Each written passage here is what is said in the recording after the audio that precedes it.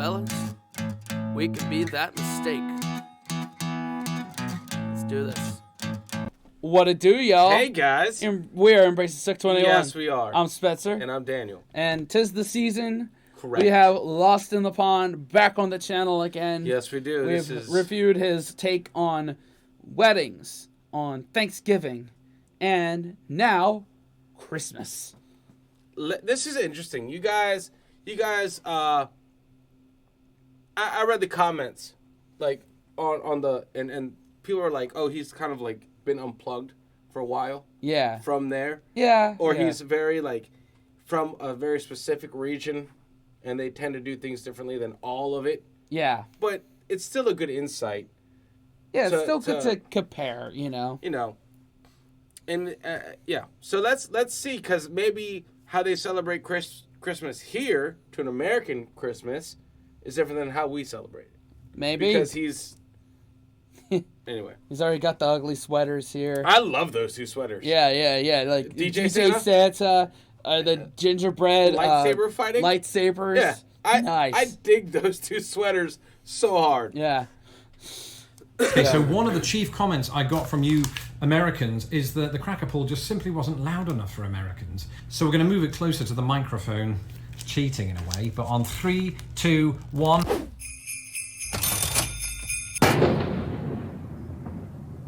Hello, I'm Lawrence. I'm Tara. And we're on a quest to uncover all of the memos that Britain and America lost in the pond. What are you doing? It's my catchphrase.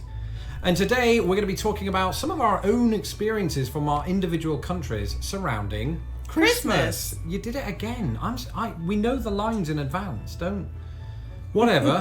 So I've been married to this one now for how long has it been? 11 years, right? We've celebrated quite a few Christmases together. But before that, of course, Christmas was still a thing in our personal lives. So let's talk about that. What were your experiences growing up in this here United States? Well, sure. As an American, we were very car-centric. So a lot of it revolved around going and seeing concerts in the family vehicle, going and seeing the Nutcracker Ballet in the family vehicle every single year. Well, you watched it from the car, or you drive to the venue and watch it? Right. Okay, just got to make that clear, because you can watch things from the actual car, including the houses lighting up. I haven't gotten there yet, okay? All right. You cut me off before. I'm just doing the same thing to you. So yes. So you go to the Nutcracker Ballet at some point in the season, whenever, the local dance company is doing it, because for whatever reason that's happened a lot in my life. There's been a local dance company doing the Nutcracker Ballet. On Christmas Eve, we decorate cookies for Santa, and they're usually sugar cookies with a lot of different Christmas themes on them, with Santa Claus and reindeer and snowmen. Then we leave them out for Santa. We usually got a set of pajamas for Christmas Eve, or something that was kind of He's like, okay. Like, shut up. I mean, my show. Like everything she's saying so far, like I've never been to a performance of the Nutcracker. No.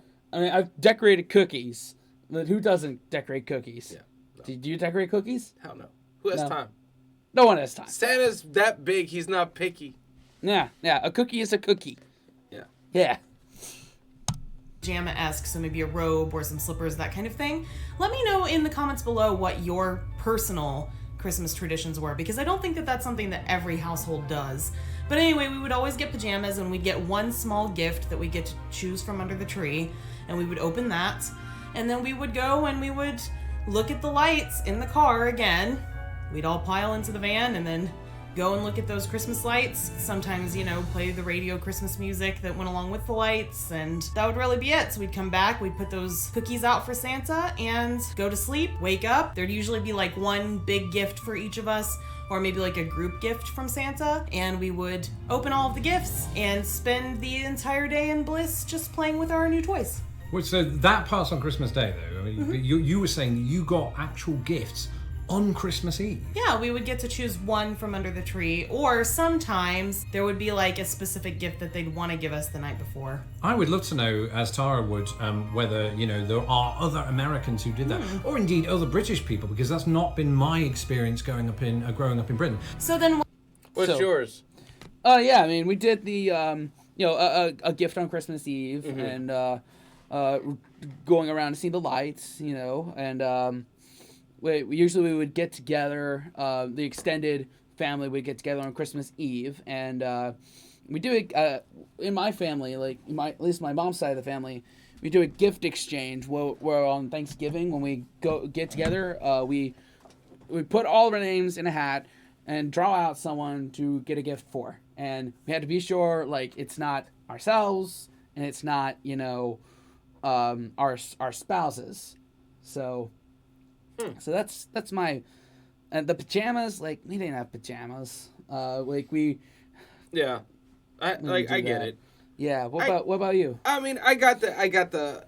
I feel like me as a kid. Yeah, I got the one appeasing gift. Yeah. Like, okay, here's a gift before Christmas. Shut up.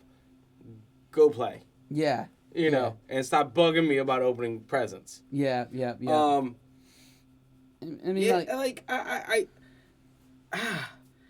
yeah, my family is very religious, so yeah. I would always go to the church that we went to. Always had some sort of Christmas thing. Yeah. Christmas service or something. So we would go to that every Christmas, and they would have the sing-alongs and the Christmas story and stuff like that. And that would be a big part of Christmas Eve.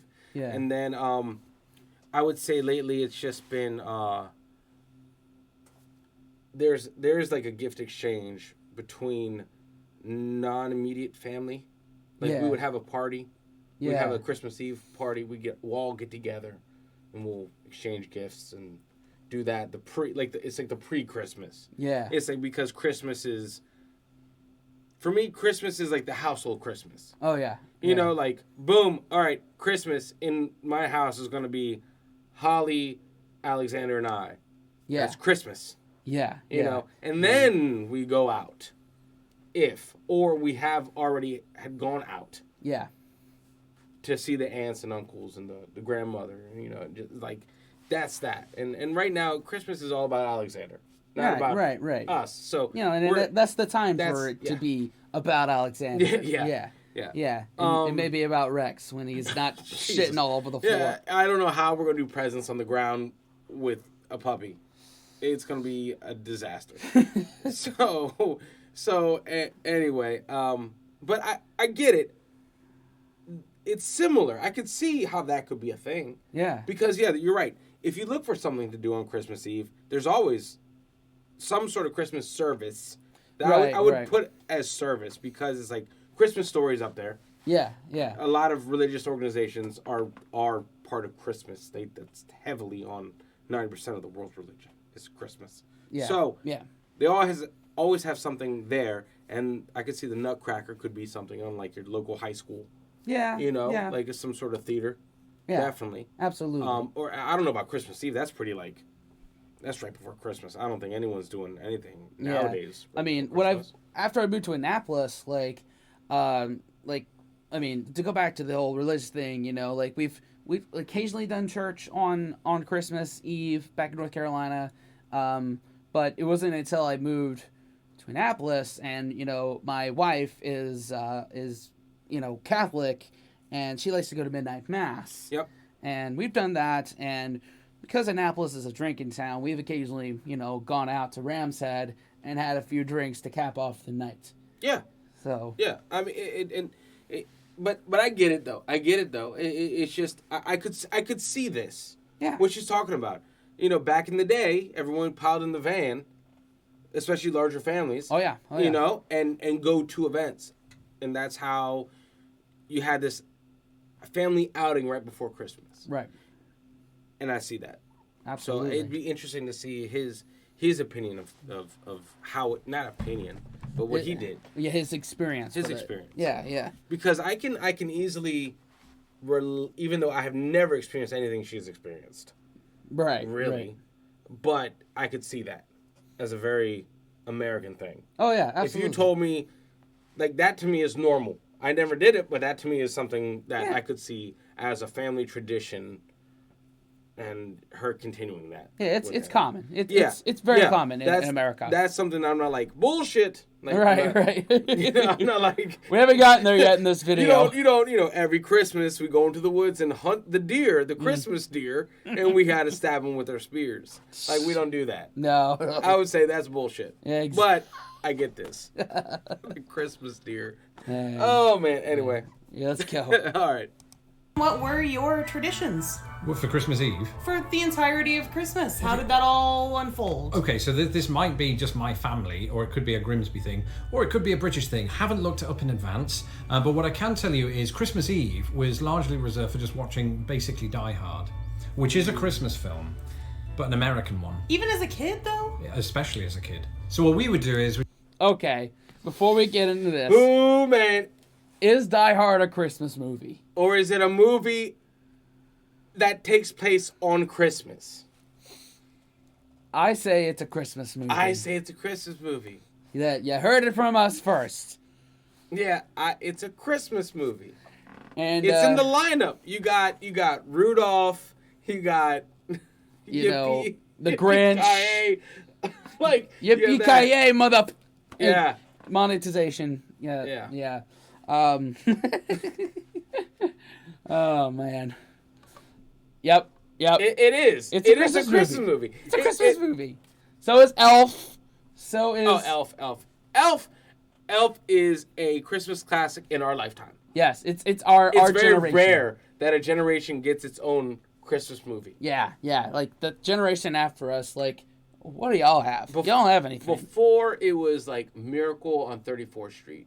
Yeah. With that one chick, Matilda. Remember Matilda, that actress? Yeah. It was like Miracle on 34th Street. It was that was a staple for a while. Yeah. For my at least my mom's generation, it was like Tim Allen's The Santa Claus. Oh, that was the best movie. Yes. Holly loves that movie. Yeah. That was a great movie. I could watch that. Anyway, I think after this, we'll talk about that. Yeah. We'll see. We'd watch film after film, usually Die Hard, usually The Sound of Music, because that's Christmassy, isn't it? And then we'd fail to get to sleep. That would be, because we'd be waiting, not for Santa Claus, for Father Christmas. They're two different things? Well, here's the thing. So nowadays, they look exactly the same. They are essentially the same being. One, Santa Claus lives in the North Pole, right? Here in America. Father Christmas lives in Lapland. But the thing is about them... Lapland? What's Lapland? That's right underneath Imagination Land in one of the stands. Uh-huh. Now, we tried to add into another, like, Christmas US-UK thing, and we learned that Father Christmas is what they call the big red guy in the United Kingdom, so... Yeah, but he's not the big red guy. He's the big green guy. Yeah, occasionally. Not like the Grinch green. Like, his suit is green. Right, as opposed to red. As opposed to red, yeah. And it's good camo. Yes, he's more of a tactical gift giver. Exactly. Yeah. Historically, they were actually sort of different people. Santa Claus, of course, came from St. Nicholas, or was it Sinterklaas, the Dutch saint. And Father Christmas has a sort of different background, but in the sort of late 19th century, I think it was, or early 20th century, they merged after the American creation of what we now see as Santa Claus in the red and white. Father Christmas became the same thing, and now they are. Huh. Yeah, you learn something new every year. So then I guess if you say Father Christmas and Santa Claus now, though, it's interchangeable. Oh, it's interchangeable. I mean, we do use the term Santa and Santa Claus there too. That's that. But we do the same things, although we don't... What do you leave out for Santa? Cookies. So we leave out mince pies. So these are Walkers, not the crisp company. It's a different one from Scotland. And mince pies are, well, they're my favourite Christmas treat, I suppose, from Britain. They have some currency here, usually. I mean, you can get them at World Market, and you can get them at our house if you don't come round. Let's test these. So what do you think? So in the United States, let's talk a little bit about that currency. We did used to use mince pies in, 12th night celebrations in the same way that the UK did. Mm-hmm. That changed. I think it may have gone out of fashion with the fruitcake.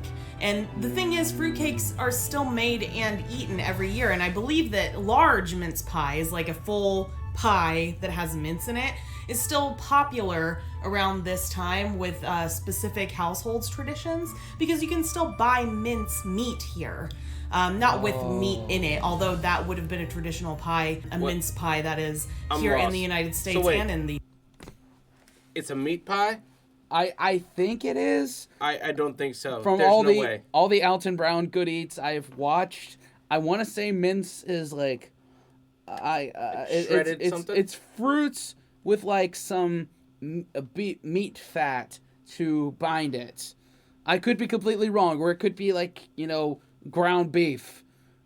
Someone correct me in the comments. I am so confused. Me too. Oh man, I'm sure someone will correct us in the comments. Well, we're not saying anything wrong. I just don't get what.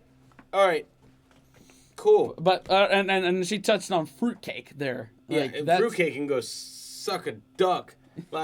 I hate fruitcake. Yeah, I mean, I've always wanted to try the Alton Brown recipe where you actually put actual fruit in there and aged it with bourbon. Oh, it actually looked really good as opposed to that's an actual fruit cake. Right, and it's not a cake that has fruit in it, and not the gag gift, which is there's a joke that the only things that will survive a nuclear attack are cockroaches and fruitcake. And we'll be forced to eat those. Oh, my Both. God. I'll take the cockroaches. Uh-huh. I'll eat cockroaches any day over fruitcake. Same here.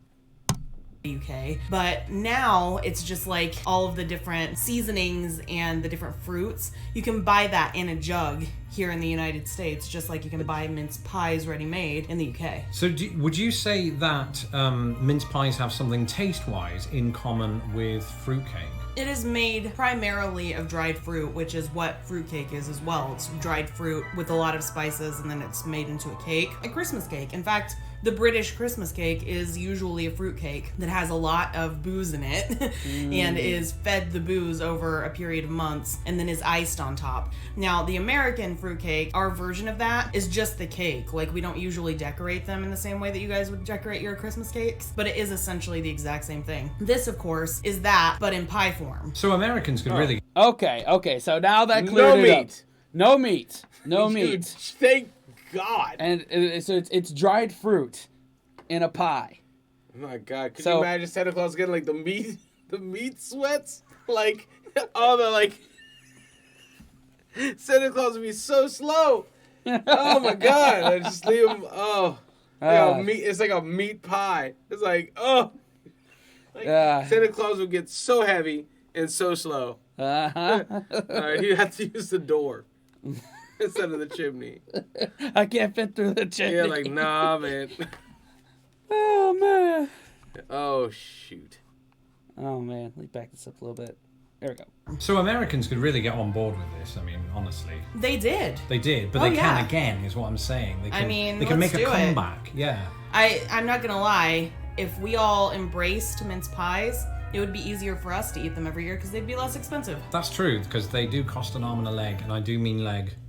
But speaking of alcohol, what have we got here? What's this? So this is an American tradition, if ever there was one. Eggnog. Right, so an eggnog by itself is not alcoholic, is it? But I sniffed this a moment ago, and I did get a good whiff of ethanol. Certainly, historic eggnog would have been full of booze in order to preserve it for long enough to be able to drink it. Oh, really? So that would have been the historic reason. It wasn't because people wanted to get sloshed. I mean, I'm sure that there was some of that too. Okay. Well, because I found out last year that the word eggnog actually comes from Britain. It's actually an old English-derived word. Well, nog is for sure. Nog, yes. Specifically the nog part. And that's interesting because the drink itself has some elements of an English history to it, but nowadays I would think of it mostly being similar to advocaat, which I think is a Dutch drink, and is also egg-based. You've had some of that, I think, haven't you? I have, and when you mix it into a drink, which you call a snowball, right?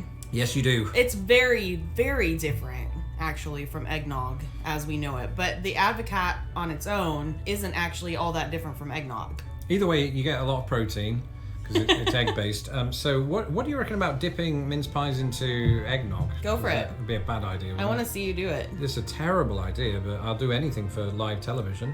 This is not live. That's true. I can't even imagine that would be that bad, because, I mean, we're talking about a crust that may have some egg in it. Probably. No, eggnog. There is a limit to what I can drink of eggnog. Like the alcoholic eggnog? No, or the just regular eggnog. Like, give me 1 cup per year, and I'm fine. The non-alcoholic one. Yeah, but even I imagine both. I'm all right with 1. It quenches the eggnog need in my life. Well, my friend, I have 2 recommendations for you. Not one cannot be attained this year, but one is attainable. My favorite eggnog that I could buy in a store, at least in Maryland, is Galway Bay eggnog, which is manufactured and imported by the Irish restaurant group here in Maryland, USA. Okay. It's with, proper Irish whiskey. It's probably Jameson, but some of the tastiest eggnog I've ever had. Huh.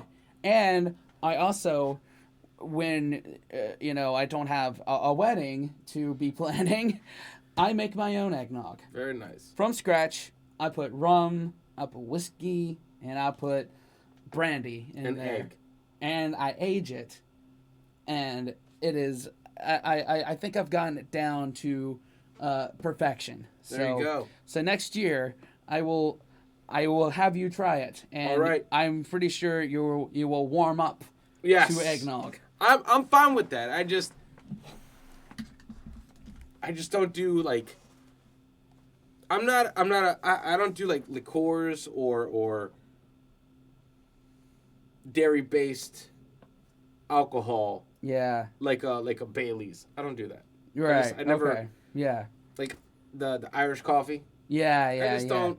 Tracy loves that. I bet. I mean, it's tasty. Yeah. But I don't seek it. Right. If it's there, you'll have it. Yeah, but for sure. You will not go to a liquor store and buy Bailey's. No. Yeah. No. Anyway. Yeah. This is getting to be an insanely long video. Yeah. This is like a weekend upload. Yeah. No question. Yeah.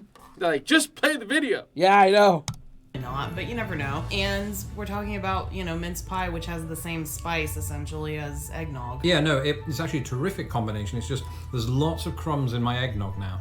So those are just a couple of the things that we do at our Christmases, but I think now is time to open a couple of cards. What do you reckon? Yeah, absolutely. We know that the holiday season is something that's deeply personal, and we also know that both America and Britain are big places. So it would be really interesting for us to be able to read what your personal holiday traditions are. Just like unboxing. Because whether you celebrate Christmas or another holiday, whether you do the same things as us or do something completely different, we want to know what those things are. We're just really interested to see how much all of that collides. Absolutely, and while I'm opening this, I'm going to quickly recount another tradition that we did merely in our household back in England.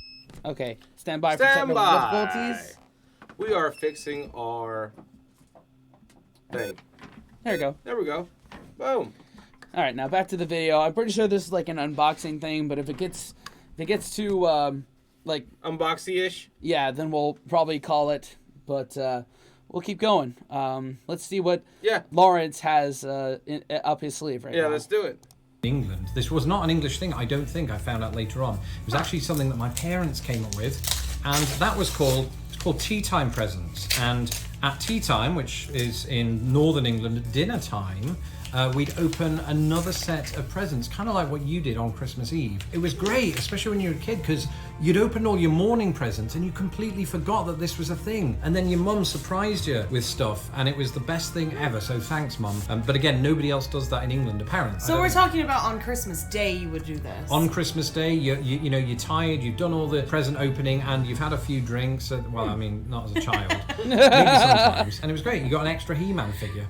Well, that reminds me a lot of A Christmas Story. Which Christmas Story? A Christmas Story. Multiple? No, the film, A Christmas Story. Oh yeah, that one that we didn't really get in England, that everyone loves here. Because, I mean, it wasn't at tea time, it wasn't at dinner time. So, spoiler alert. Spoiler alert. Spoiler alert. In A Christmas Story at the end, he gets his rifle after all of the other presents have long since been opened. Films? that we didn't get in England and vice versa. Or at least films that I didn't watch as a kid. Didn't see It's a Wonderful Life until I was about 26. Right, because I sat you down and made you watch it. Yeah, but that's not to say people haven't seen it in England, though, I've come to find. Although I think that Americans cherish it as one of their own, of course, because it is. It's about as American a story as you can get. Do you think that Love Actually is probably the sort of most well-known British Christmas one? Or would you throw in A Christmas Carol there, even though there have been so many different versions? I mean, I think A Christmas Carol is the most well-known story, but Love Actually is definitely either derided by some people, which I don't understand, or it is lauded. In our personal tradition, of course, we watch it most years. Yeah, she makes me watch it every year. And it was one of our first dates. there really was nothing else to do that year. So I'm going to read this. It says... Okay. Have you seen Love Actually? No. No? Okay, so it's basically a bunch of love stories woven in around Christmas time. It has Hugh Grant. Yes, I have. Okay. I have seen it. Okay, yeah. Hugh Grant, Liam Neeson, Alan Rickman, a bunch of other British heavyweights in terms of acting. It's like, yeah, it's a quintessential British Christmas movie. I think Christmas Carol's British. It is. I mean, of modern times, I'm trying to say. But of all time, Christmas Carol, definitely. Isn't Dickens British? Yeah, Dickens is British. Yeah, so the hell? Like, of course it's British. Yeah. But there's not a part in A Christmas Carol where some Brit is trying to go over to America and use his accent to pick up chicks. Very true. Very true. Which is the part I related to the most. All right, this is them reading cards. Yeah, this is them reading cards. So I think we're going to stop it here. I mean, this is more centric to their channel. Yeah. So no hate on their channel. No, I'm just not saying. at all. But I think we've had a good discussion about our Christmas traditions, their Christmas traditions, and some British Christmas traditions. Yeah, it's just very interesting. It's like it's the same holiday. And it's nice to see like different windows into the same thing. Absolutely, it's all different. Like I know in my father's family, Christmas Eve is a big thing. Oh yeah. Christmas Eve is the present day. Oh yeah. Okay. A lot of the Hispanic community is Christmas Eve is the holiday. Okay. Christmas Eve, and not so much Christmas. Christmas is like the day after Christmas Eve. Oh, okay. Like, Yeah. The emphasis is on the other syllable. Got it. Christmas Eve is the holiday. Christmas is the day after, though. Yeah, it's like the recovery day from Christmas Eve. Yes, exactly. Yeah, that's good to know because I didn't know that myself. Yeah. So that's their holiday is Christmas Eve. Yeah. But yeah, so it actually worked in my family because the Hispanic side of my family would give Christmas presents on Christmas Eve. Yeah. And then I would get Christmas presents on Christmas. Yeah, from your So mom's side of the family. My mom's right? side of the family. So it's like, perfect. It's two Christmases, basically. 2 Christmases. It's like, all right, cool. I dig it. Love it, man. Love it. Yeah. This video, the discussion that we've had, I'm giving all of it 2 thumbs up. And this channel, man, I give it 2 thumbs up too because dude does his stuff, man. And kudos in bringing his wife on board. Love the sweaters. Yeah. It says ho ho yo. Ho ho yo. And, I mean, come on, lightsabers, gingerbread man. Come on. Yeah, everyone knows that. Everyone knows Star Wars is a Christmas story. Right there with Die Hard. Right there with Die Hard. And Harry Potter. And Harry Potter. And Armageddon. And like Armageddon. It's all Christmas. And Elf and Talladega Nights. Yeah. All that. All that. Yeah. So comment below like what your Christmas traditions are, because we'd love to hear about that. I mean, you know, we're comparing U.S. UK stuff, so send them our way. Definitely. I mean, it's always good to get insights. Like, we're not trying to be ignorant Americans. That's why another reason we have this platform. Exactly. Is we are furthering our knowledge. Exactly. So yeah, man. Definitely, guys, comment below. Yeah. That way we can read it. I'll be reading these comments because this video is long. It sure is. Thank you for liking, comment, subscribing, hit the bell, and sharing with your friends. Definitely. Until next time, wash your hands, scrub your toes, wipe your ass, blow your nose. And embrace the suck. Merry Christmas. Later.